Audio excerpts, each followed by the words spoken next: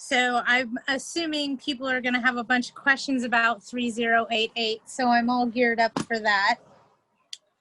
We'll see whatever you do. Is that a dock back there? Yeah. Oh. I'm in New Jersey on the shore. Oh, that's beautiful. I'm in the house though, because I figured if I went out and sat on the dock, it would rain. You know how that goes, right? It looks stormy out there. It is supposed to get thunderstorms for the next couple of days, I think, on and off. So we'll see what happens. Well, we have fires raging everywhere here. Ash is falling everywhere. I'm going deep sea fishing tomorrow. Oh, how fun.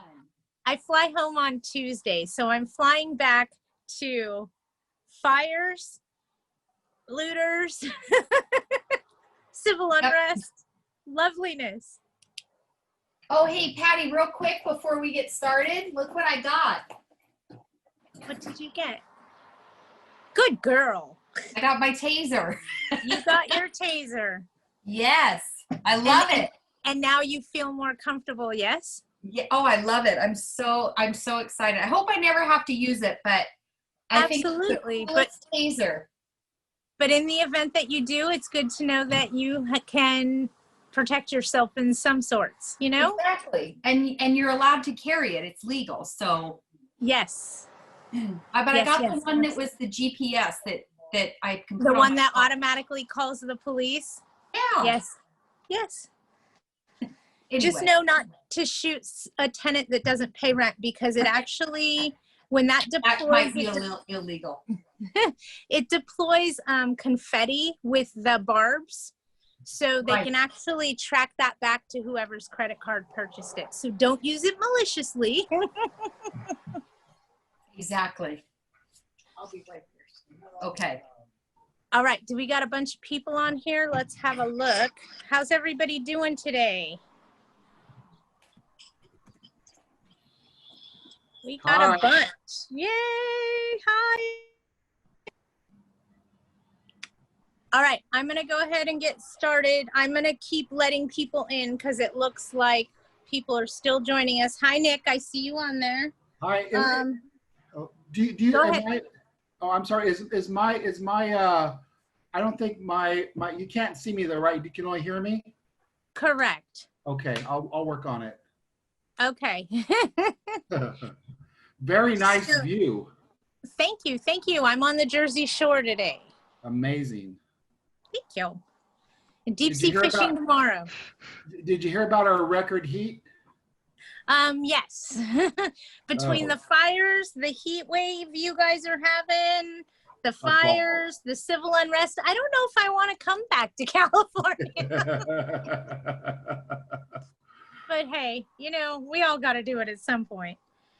So today I wanted to focus on questions because I'm sure everybody has them regarding Assembly Bill 3088.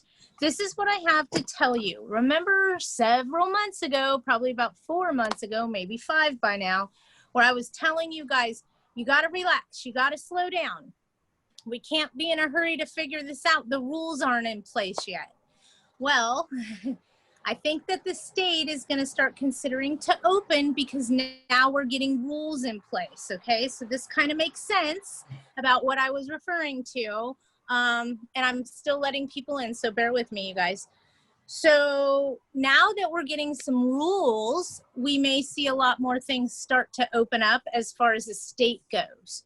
A lot of people have a lot of questions about AB 3088. Just want to let you know that I have questions about it too. I've spent some time on the phone with Fair Housing and also some time on the phone with various legal counsel. I never put all my eggs in one basket, but just trying to figure out where everything is going to fall into play. As it sits currently, I believe the eviction moratorium for San Bernardino County and Riverside County lifts on October 4th. So that seems to be the light at the end of the tunnel, if you will. We did just see a federal eviction moratorium come in. Mind you, that applies to federally funded properties. So if you're dealing with Section 8 or something that's funded by the federal government, you have to follow their guidelines, which is no evictions at this time. For everybody else, there's light at the end of the tunnel, but they're taking away our tools and changing the way we do things. So the 3-day notice to pay rent or quit will not be able to be used for the whole rest of the year. So put that in your file, hopefully by February, if they don't change the law. We've been fighting the 15-day notice in legislation for quite some time, and so far we've beat it. When they passed AB 3088, the Tenant Protection Act, they put that notice in place. So here's what you need to know. For rents that were, and I'm still adding people, so bear with me, you guys. For rents that were owed from March to August 31st of this year are part of that COVID rent loan. That money that we have to carry for 6 months or 12 months, depending on where your property is located. Your county municipality has put in the repayment time for the COVID rent loan. That is from March to August 31st of 2020. Starting September 1st, we have a little new thing. We got a new caveat. There's light at the end of the tunnel. So from September 1st all the way till January 31st of 2021, we have this new AB 3088 that's in effect. So no 3-day notices anymore. They're gone, okay? At least till the end of the year. We can't use a 3-day pay rent or quit, period, end of report. It's a 15-day notice.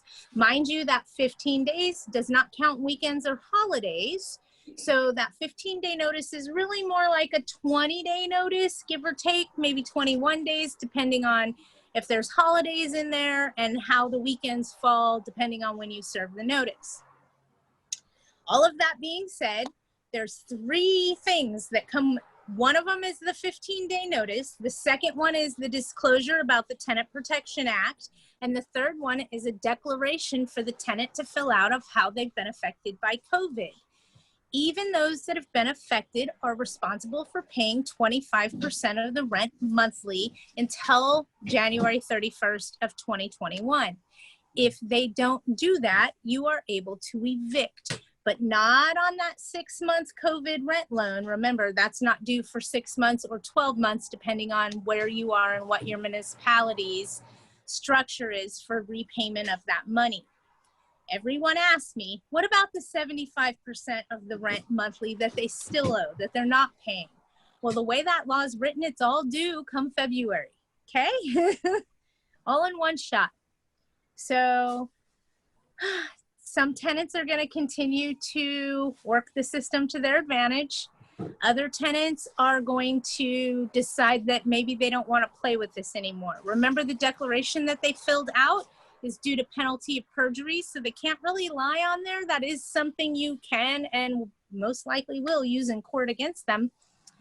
But we want to get that filled declaration page. Here's something you need to know, and this is a need to know, okay?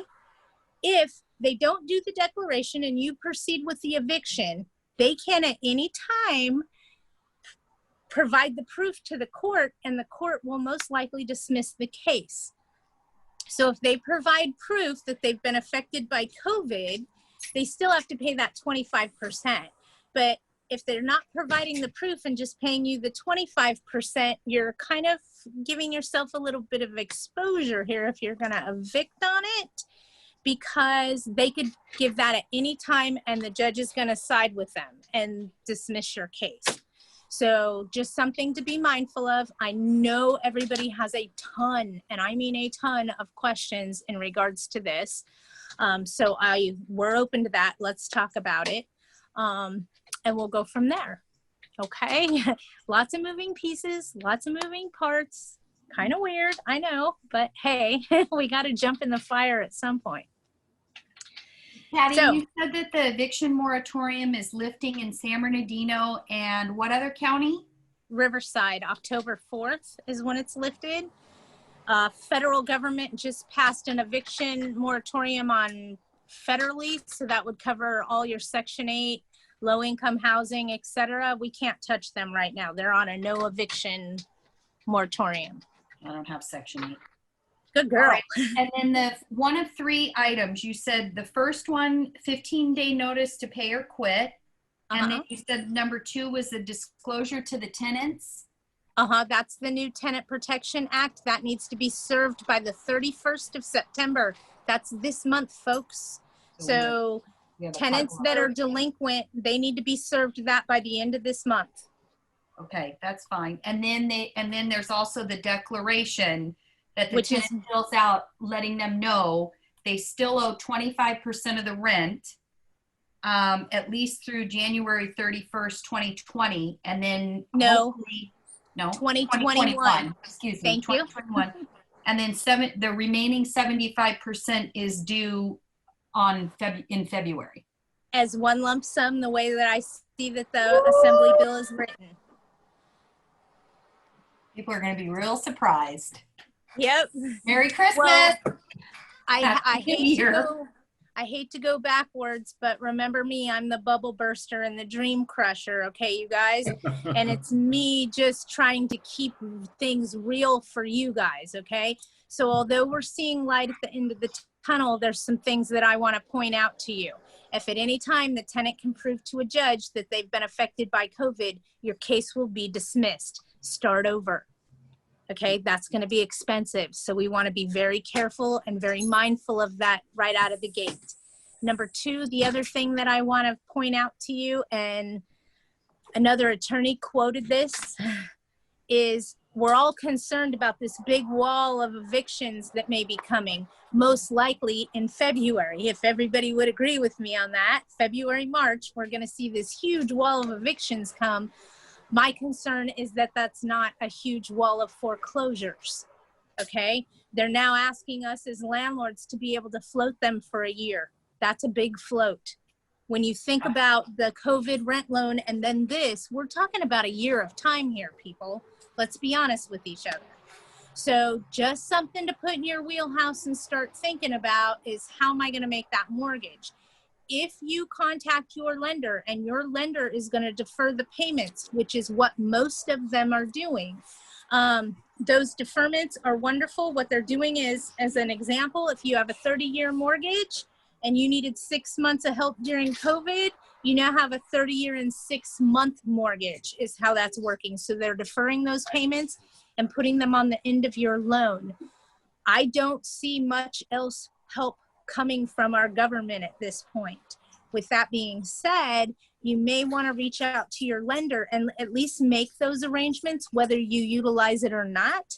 At least you got your foot in the door with it, because once they cancel these programs and they're shut down, they're done. And most of us, and let's be honest, don't want to admit we need help, and we'd rather blow through our 401k and blow through our savings. And then when we really need the help because our 401k and our savings is gone, we don't have it. So just something to think about. Also, if you hear of a program that's coming through to help landlords, jump on that program. Don't wait till tomorrow to think about it and see what the terms are. Sign up yesterday. You can always fall short and not complete it if it's not for you, but it's much harder to get your foot in the door after the fact, because let's face it, they're all going to come running as soon as somebody screams, "We're here to help you." Right? Okay, so just those things I want you to think about is, even if you go through the eviction process at any time, they could prove that they were affected by COVID. Had a client ask me a question, and this was a great one. I actually spent some time on the phone with the attorney over it, stating that when they moved in, and they're still in a 1-year contract, when they moved in, the husband was the breadwinner, wife didn't have a job, she homeschooled the kids. Well, now the husband isn't paying the rent, saying they've been affected by COVID. And the landlord asked, "Oh, but you're still working." Yes, he's still working. So how are they affected by COVID? "Oh, my wife can't work." Well, your wife's never worked. This is where that declaration page is going to come in extremely helpful.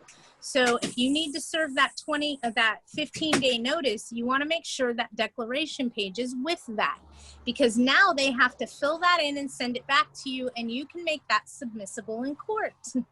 So simply said, you could also bring in their application. You could show that the wife never worked and that this is just an excuse, okay? It's definitely something that your legal counsel could argue for you.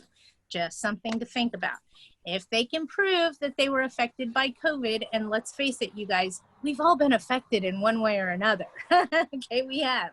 Whether it's hunting for toilet paper, hand sanitizer, I mean, we've all been affected. So for those that were truly affected, do what you can to help them.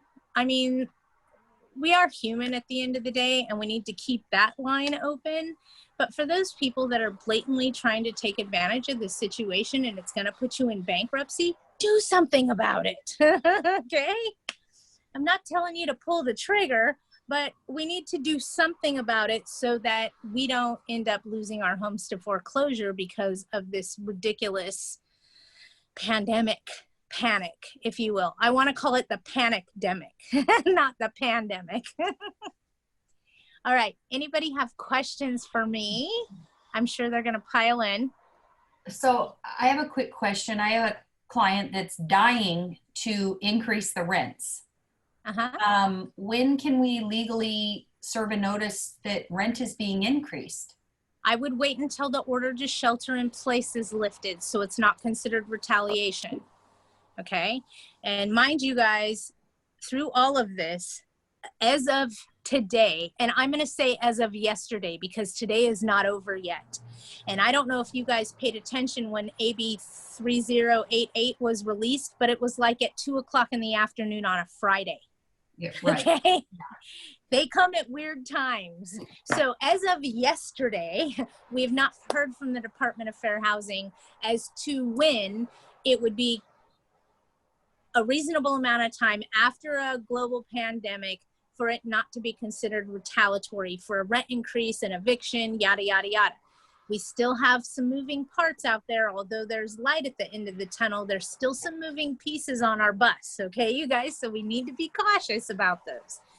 But remember this, why the government says that we can't vacate a unit and we can't get out of a house, how can we raise the rent? We can't. So we guys just kind of got to grin and bear it, if you will, and hang tight. One of the other challenges about 60-day notices? I wouldn't do it at this time. We still have an order to shelter in place. Okay. So once they open everything and we can go back to work, ask me that again. Okay.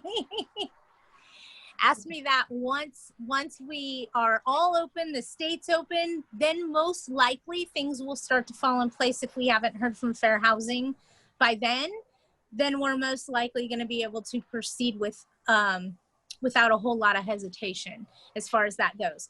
Even those of us that are real estate agents, if you purchase a house at any time and there's a tenant in there, if you intend on occupying it, you can do a 30-day notice and ask those tenants to leave. The problem is we can't do that right now because of the order from our government to shelter in place. So once that order's lifted, again, we'll see a lot more moving parts finally start to make more sense. I saw an email or a message. I'd like to get my tenant out of my guest house in Sherman Oaks because I would like to remodel the guest house. How can I kick him out as soon as possible? Well, you could use a 12-gauge shotgun, but we don't practice criminal law and you're on your own. The reality is getting them out right now is going to be extremely difficult because the government, who is the top one on our totem pole, you guys, and we're way down here, our government says that we must shelter in place.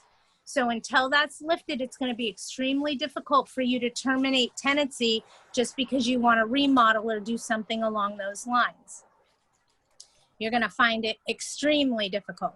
So you may want to consider offering cash for keys to the tenant, where you're telling them, and I'm just giving you an example, we'll give you $5,000 if you're out in 30 days. If you take 45 days, we're only going to give you $2,500, and so on and so forth.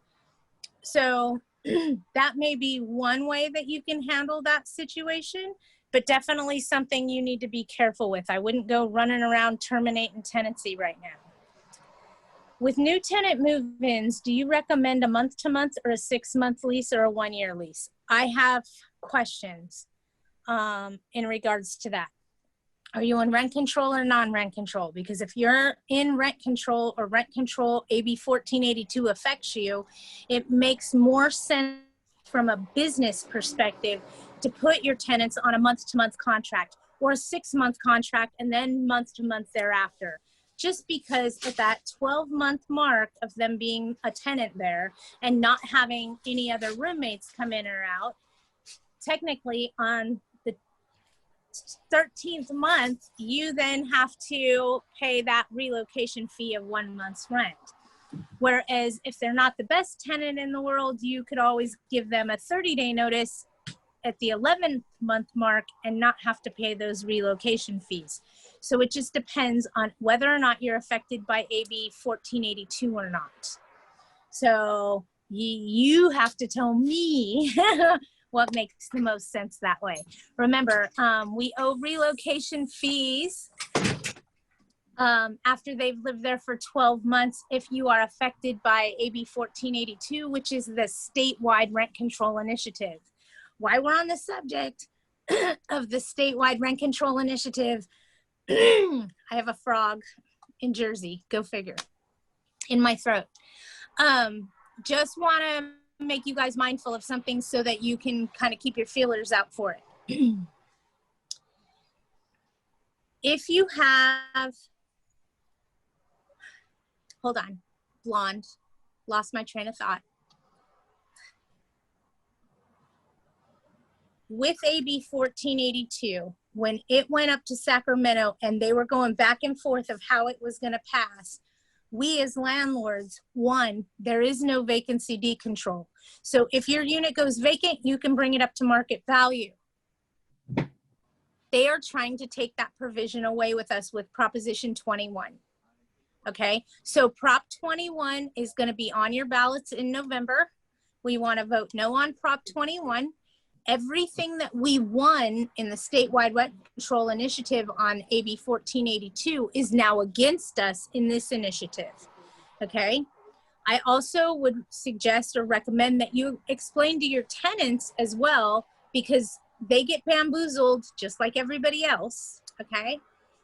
If this passes, I'm choosing my words carefully, so bear with me, and the market crashes, or even if it doesn't crash, how many of us are gonna say, you know what, forget this, there's too much control, I just wanna sell my property and I want out of the business?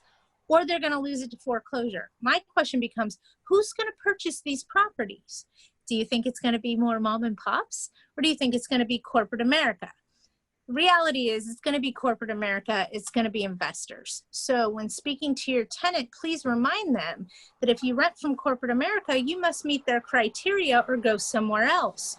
So my question becomes, if everything's owned by corporate America, where do those tenants go that need help with the deposit, that need to make the deposit and payments?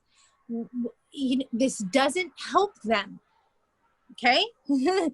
It is mom and pop landlords that help the tenant that doesn't meet the criteria of corporate America, okay? With that being said, if mom and pops go away and all they have is corporate, who's gonna help them with housing?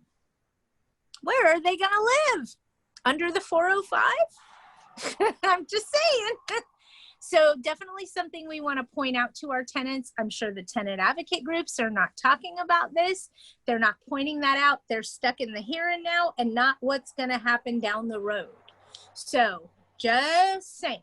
Okay, and then let me look a little bit because I see all kinds of stuff coming in, so bear with me.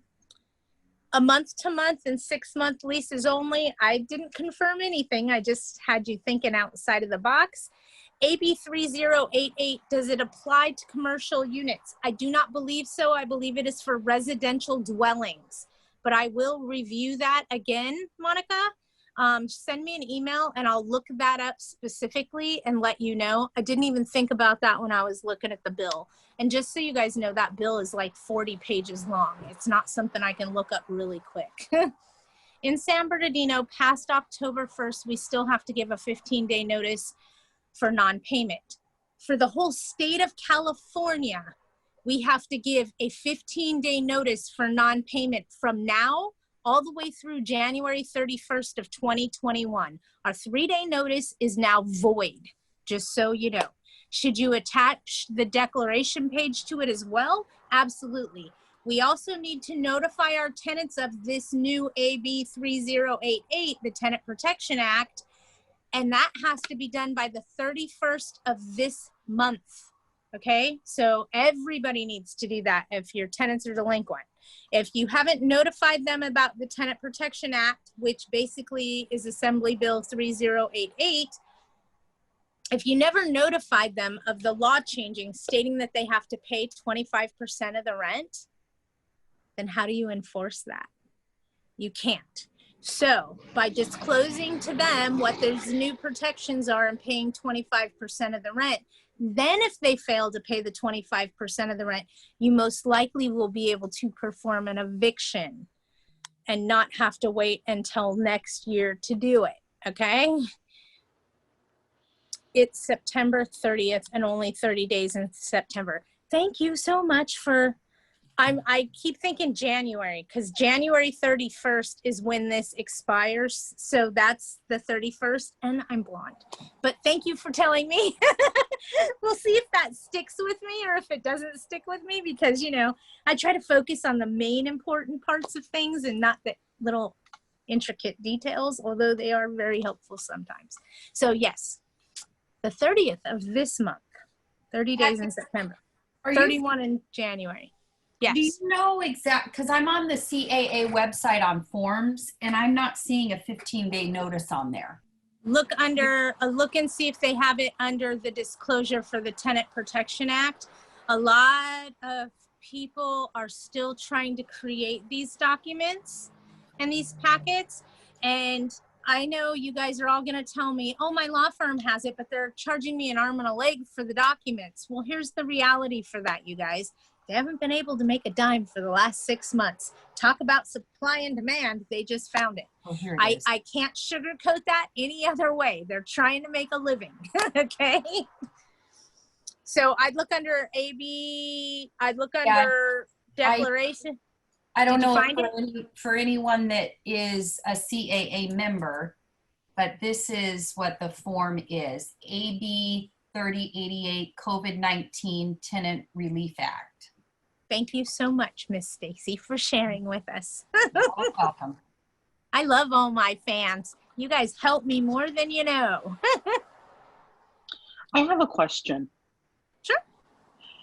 The way our business applies rents collected is we apply it to the most past due item. Absolutely. With this new AB 3088 law and these new 15 days notices that we have to supply, do we continue to apply the money to the most past due item, or do we apply it all to September's rent? Hold on and let me think about that for a moment, okay? Because I get what you're asking me, but now I got to get my brain into accounting mode.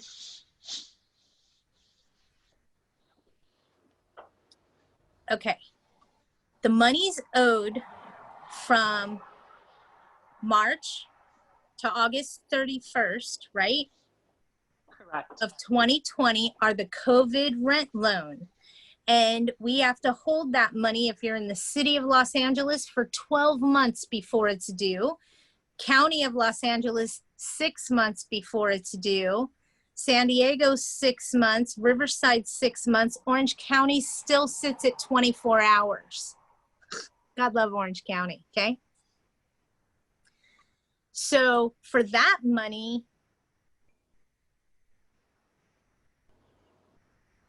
I don't know. I'm going to have to play through that. I'm going to have to, I can't give you a off the top of my head answer right at the moment, but I want to say you're going to have to show that 25% came in monthly to avoid eviction. So this is just a scenario I'm going to have to play through my head, and I'm going to have to talk to an accountant, and I'm going to have to talk to an attorney just to make sure that I'm giving you guys good, solid, factual. I love process and procedure. So let me come up with one, and we'll talk about that more next week. If you need it before then, shoot me an email. Fair enough? Yes. Okay, good. Thank you. Thank you for not holding the gun to my head saying, give me the answer. No, no worries. And I don't have them all. I have a lot of them, but I don't have them all. all the tenants that are on the lease agreement over the age of 18 have to fill out this declaration page. If Anyone they've been should- affected by COVID and that's not why they're paying the rent, absolutely. If they have not been affected by COVID and they're paying the rent, you notified them of the tenant, what did you call it? I already forgot. Protection Act? Is that what it is? The Tenant Relief Act. Okay, And this well, thing is very long and it's very redundant. you I mean, should see the actual, Like 40 pages long. the actual Assembly Bill, AB 3088. Yeah, it's like 40 pages long. It's in depth. Remember I kept saying, we have no laws telling us what to do. They made them. Here they are. Watch what you ask for. So it's going to take me a little while to figure out the best process and procedure. Just a few days. I'm not asking for a month, you guys. But just to play through every scenario, not only with an attorney, but also fair housing. And I want to get an accountant involved. Because when I give you guys a process and procedure, I want it to be as solid as it could possibly be so that we're not going, okay, we said do it this way, but now we're changing our, I don't want to be that person. I want to give you something that sticks and it's got good teeth at hello. So give me, this is just so new, give me a few days, we'll figure out a process and procedure and go from there. I'm going to send you this form. Okay, perfect. Email. Somebody asked, and let me go back so I can see who it was. Jacqueline asked, what if the tenant owes rent for February? If they owe rent for February and you don't want to go after March going forward, then evict them on February's rent. But it's most likely still going to come with a 15-day notice and not a 3-day. Okay? Because of COVID, because tenants have more rights in California than landlords do, chances are it's going to have to be on that 15-day notice. I'm sorry, don't shoot the messenger. But your legal counsel can answer that better for you than I can. But I'm going to tell you, I'm going to say that it's probably going to be a 15-day notice. Unfortunately, they've been trying to take away our 3-day notices to pay rent or quit for a couple of years now. And every year when they make the new laws, it's something that we've been able to beat through our lobbyists and activists in Sacramento. And leave it up to a global pandemic to throw a monkey wrench in our forthcomings, you know. I get so happy when we win one and it's just like, oh, we kind of won this one, but not really. I mean, it's going to take 20 days or longer for the notice to expire. All right, I saw another question. Let me go see if I can grab it. Is it harassment to ask a tenant to deliver his IOU for rent due for July and August? Okay, hold on. Any rents owed from March to the end of August all fall under that rent loan that isn't due for 6 months. Your lease and your ledger are what protects you. If he doesn't necessarily need to give you an IOU is what I'm trying to tell you. We're automatically have to hold that money as long as they just say they were affected. And it doesn't define what affected is in that particular initiative. So I could say I was affected because I couldn't get toilet paper, and we don't know if that's going to fly or not just because there's no litigation on any of this yet, you guys. We have no trial by fire, so to speak, telling us what will fly and what doesn't fly. So this is going to be a little interesting in the beginning. You may not want to be the one running to start evictions. We may want to watch what somebody else does so we know what not to do. Question number 2, is it harassment to ask a tenant to attach proof of how COVID affected them? No, not at this point. If you do it through the Tenant Protection Act, a declaration is actually required as per the law, the way that it's written. The problem is they could not give you that, okay? And you proceed with the eviction because you're thinking, hey, you weren't affected, you didn't send me this. And then they show up in court and prove it in court, they'll dismiss the case then. So there's still a little bit of risk there. I don't like to go to court unless I can win, hands down, no questions, rock solid case. And in the beginning here, you guys, I'm not going to have solid answers because we don't have the trial history. We don't have any of that. So again, these attorneys are going in there and they're arguing these points, but we have to see how this plays out as far as the litigation goes. We don't have any case law yet, is the simplest way that I could say it. This first time this global pandemic's ever happened before. So we're gonna see a lot of case law come out of this, and we're gonna have a much better footing the next time a pandemic comes in our door, because now we know what we're up against, now we're prepared properly, and we know how it's gonna go. But this first one, it's gonna be trial by fire, and it's gonna be a little bit rocky at hello, just so you guys understand why. What documents are considered acceptable to prove that they were affected by COVID? Oh, you're good, huh? I have all my owners coming to me with all these questions, so I'm just the trying reality is we've all been affected in one way, shape, or form. In fact, I can't think of a human being on this planet that hasn't been affected by COVID in one way or another. It's affected all of us. If they can show that they were laid off from work, they've been affected. If they, we're talking about, are they financially affected or are they just affected? Because the reality is everybody's been affected, but we're looking for financial hardship. So if they were laid off and then the COVID pay went away, then they were affected tremendously. Let me give you an example. They were getting an extra $600 a week. So, I love my daughter to death, but I'm going to use her as an example. She got $705 a week on unemployment with COVID. And then when they stopped the COVID payment, she went down to $85 a week. You can't live off that. Hence, when this first happened in April, we saw that 97% of all tenants in the state of California paid their rent. In May, we saw that number go to 95. In June, that number stayed at 95. In July, it went down to 92. In August, it went down to 54%. Probably because they stopped that COVID hazard pay. So again, supply and demand, cause and action, it all kind of goes hand in hand together when you really stop and think about it. I hope that answered your question. I'm trying. Anybody have anything else? Okay, good. Okay, good. If no one else has another question, if no one else has another question, I have a question. Well, I know you can't give legal advice, but we're not sure what to do. We had a client of ours be extremely wanting to raise his rents. He sought legal counsel, and they told him that, oh yes, you can do this, you can do that. The attorneys that we work with, they told us, no, you can't, because you are going to be responsible for damages should they sue, because you've been increasing the rent illegally starting this year, and then with the whole rent control, so forth. He went himself and still sent out changes of term to increase rents effective October 1st, but informed us that he's not going to implement them. Then why waste the paper? That makes no sense to me.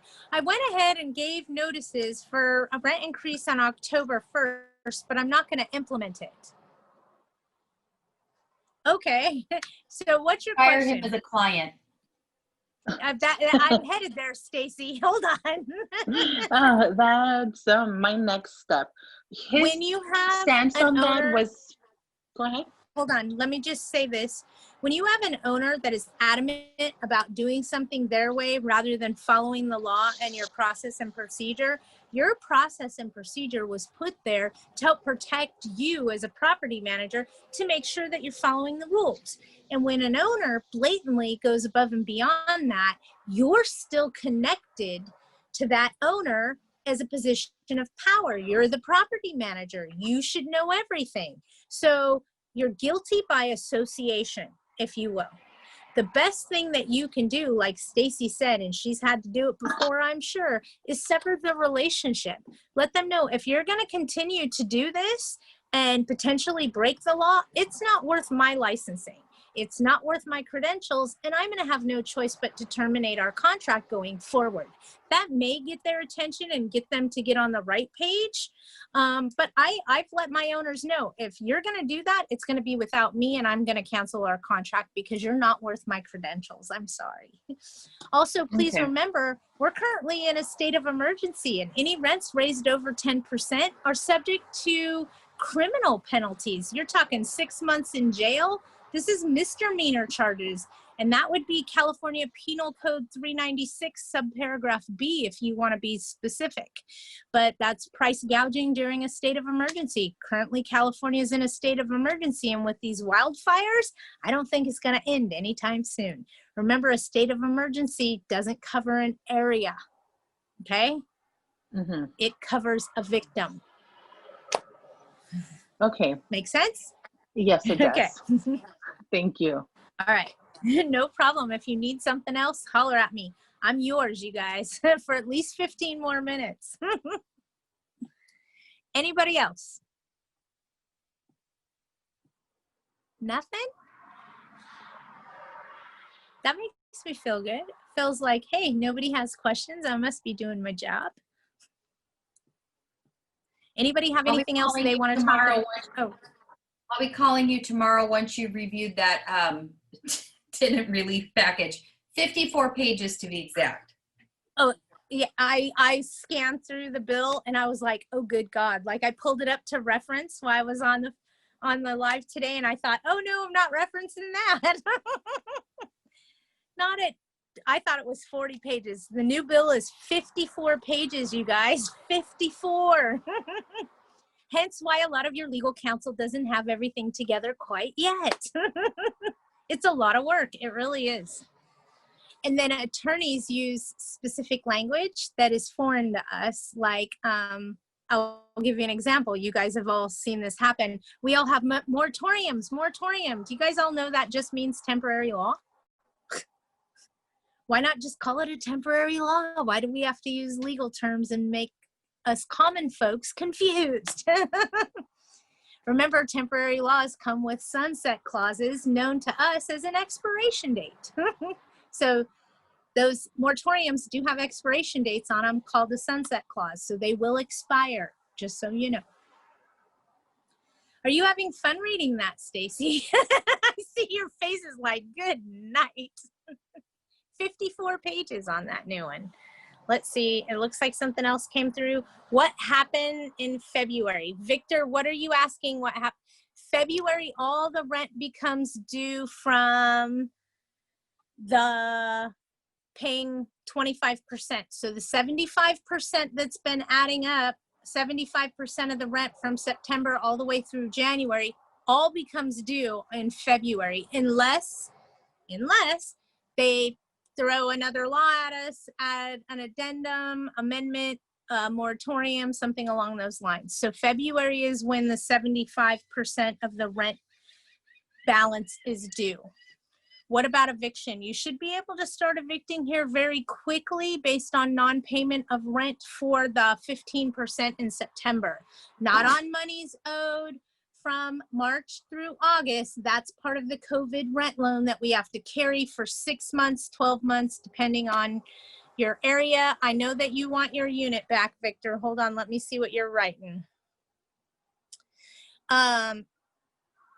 We are going to be able to do evictions here on non-payment of rent if the tenant has not been affected by COVID and they can't prove they've been affected by COVID. Victor, you may want to consider offering your tenant cash for keys depending on how bad you want that unit.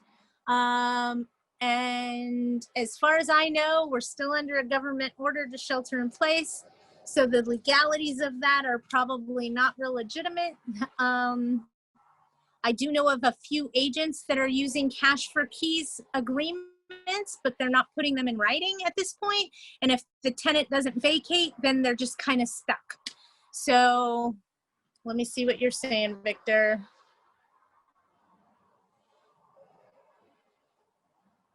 Okay. What city is this in, Victor? Is this in LA? Because I'm going to tell you right now if it's in the city of Los Angeles or in the county of Los Angeles. It's in Sherman Oaks, county of Los Angeles. Don't even try. They are so wrapped around tenants and supporting tenants and helping tenants that it's really tying our hands as landlords. You can call your legal counsel and ask them if there's anything you can do to terminate the tenancy in Sherman Oaks. Are they paying you the 25% that's required? Because if they're not, you need to disclose to them the Tenant Protection Act, serve them a 15-day notice, and the declaration page. It's 3 different documents. Serve those all to them and at least get that ball rolling. In case anybody missed the beginning of this, our 3-day notices to pay rent or quit are no longer able to use for non-payment of rent all the way to the end of this year and the first month of next year. We are now required to give them a 15-day notice, and the Tenant Protection Act needs to be served to all tenants by the end of this month. So that AB 3088, and I'm sure your apartment association is going to have information on that of what you can give to the tenants. Hold on, I see more questions coming in. What if I bring the police? He'd pay most of the rent, but he's a pain in your ass. It's okay. We could say that we're all professionals here. I get it, Victor. I get it. You can bring the police all you want. The police can't even make arrests right now. They're on a no-hold bail because of COVID.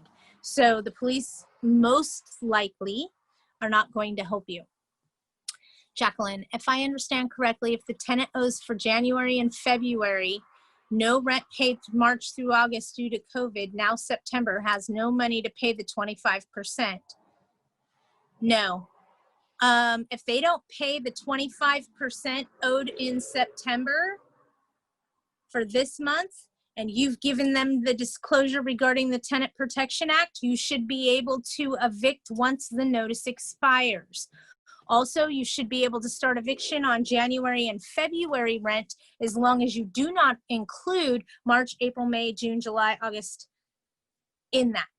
Okay, and you could add the 25% for September if they don't pay that and continue with the eviction. But for that 6-month time period, you don't want to do that. Need clarification. Do all tenants need to fill out the Tenant Protection Act or only the tenants that aren't paying rent? Hear me out, okay, you guys? And real estate law, when in doubt, disclose. Here's the deal.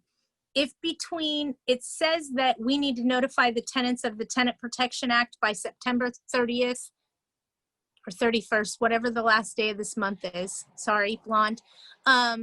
We need to notify them. If they don't pay rent at all for October, as an example, we're not going to be able to use that 25% against them. If we failed to disclose to them what the new law is, how can you enforce the new law? You can't. So what I'm saying is I would disclose to everybody about the Tenant Protection Act, because then in November, if they don't pay the rent and you serve the 15-day notice because they didn't even pay the 25%, you're going to be able to evict because you told them about this rule change back in September. So they were aware. If you don't disclose, how can you enforce? Does that make sense to you guys? So would you recommend that we just, like I'm thinking, and again, I'm going to have to review that huge document, but I would assume in that document there is a number of pages that would disclose what this law is. We could do a mass email to all of our tenants. Is email considering proper notice? Well, we could email everybody and then also follow it up in a letter to everybody. So there's multiple ways of communicating what. Well, remember this, when you get to a court of law, there's only one document that a court looks at and acknowledges, and that's your proof of service. So that would be physically posting on their door, mailing and posting, or personally handing them the notice. That would be what would cover that. Well, I'm just thinking about 54 pages that you're sending in the mail. That would be a tremendous fence. I don't believe that we have to send them the whole assembly bill. I think that we need to send them what their rights are. In fact, the CAA should have something, and your legal counsel's in the process, if they don't have it already, of notifying them of what their rights are. Well, let's, Because that's what this comes talk down. tomorrow when you have an opportunity to review all that and I've had a chance. Tomorrow, I'm going deep sea fishing. Nobody call me tomorrow. I will not answer Friday. my phone. Friday. I'll call you on Friday. Warned. Friday, you can call me all you want, but tomorrow I am not answering my phone. I'm fishing. Okay, fair enough. Hey, at least I gave you fair warning. Fair enough. You deserve All your right. vacation. Oh, thank you. Thank you, thank you, thank you. I haven't been fishing since we got put on lockdown, so it's time. Yes, tomorrow would be a great day for you to start doing 15-day notices if they're delinquent on the rent, giving them that Protection Act, and the declaration is something they fill out on how they were affected and they return it to you. But you can use that in court against them if it isn't satisfactory. What's going to make that satisfactory? We need to talk to our legal counsel, okay? It's going to be on a case-by-case basis because you guys, we don't want to be running into the fire on this one. We kind of want to get all of our ducks lined up to go in the fire, but not run into the building until we see somebody else do it and they're not coming out on fire. You know what I mean?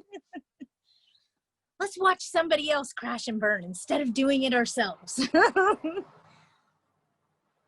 Anybody else have any questions for me? Nothing? All right, I'll take it as nothing. So thanks for joining me today. Next week, we should have a lot more updates and go from there. And I will keep you posted. I did post on our Facebook group, and you guys have all been invited to the Facebook group, Fast Evictions, new timeline and spreadsheet for the new eviction kind of flow chart, if you will, so you can see what you're up against and what you have to do.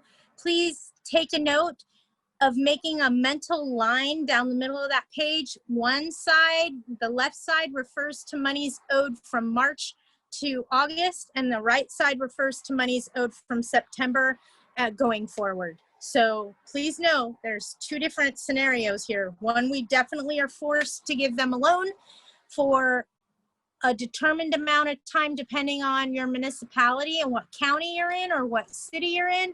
And the other one is letting us know that we now have to use that 15-day notice. A 3-day notice to pay rent or quit is no longer allowed. Okay, hold on, I see one more question. I don't think so. So David asked, don't you think by serving the tenant protection, you will encourage more tenants not to pay the whole monthly rent?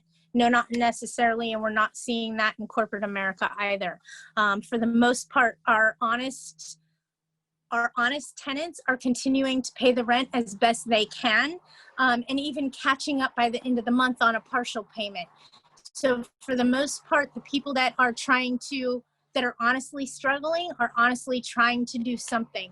So keep that in mind. The ones that are being deceitful are the ones that won't talk to you. They won't take your phone call. They won't answer the door.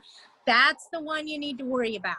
Okay, if they're talking to you saying, hey, I don't have it all, but I should have it all within the next couple weeks, that's the one you want to work with. The one that is ignoring you entirely, don't go beat on their door and try to force them to do something and get yourself in a bunch of trouble.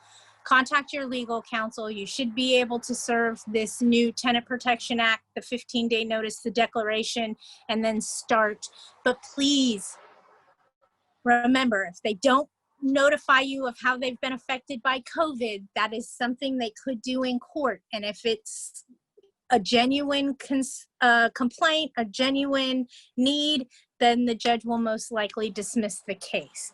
I saw another question come through, so bear with me while I look that up.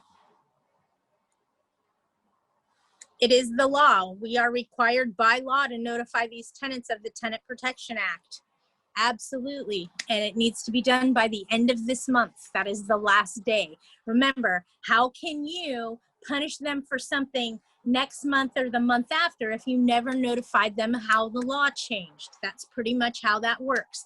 If you never told them there's new rules, how can you enforce the new rules? Okay?